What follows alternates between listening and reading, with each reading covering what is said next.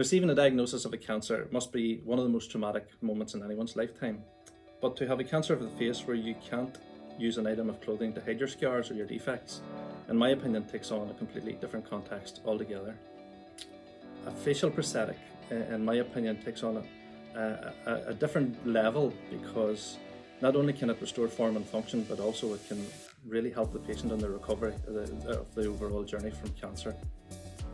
As I say, different types of patients come in all the time, and they require different needs, I suppose. I have patients who just want to go for a coffee again with their friends. I have patients who got up in the morning and helped their daughters in creches to run the creche, and it was their reason for being. You know, they just loved that type of work, but they just couldn't go back to work because they looked the way they looked. And I've had patients who couldn't even sit after 35 years in a room with their husband or their wife simply because of the way they looked. And they would have said to me outright, I would rather be dead than look like this. And those moments can be very, very difficult.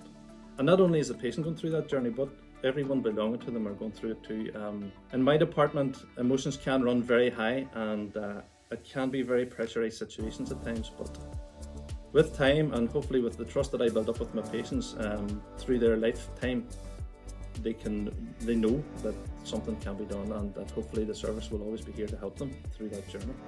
In my opinion, it has to be one of the most rewarding jobs in the health service, because I get to know the patient very intimately. You know, they trust me and they can talk, and the clinic offers that opportunity for them to offload and tell me things that they wouldn't tell their nearest and dearest, and I'm really privileged that they trust me with that, and to see their smiles on their face and to know that they're coming back to me again and they're a different person than they were at the start, and that, I say, that is the most rewarding thing of the whole aspect of what I do.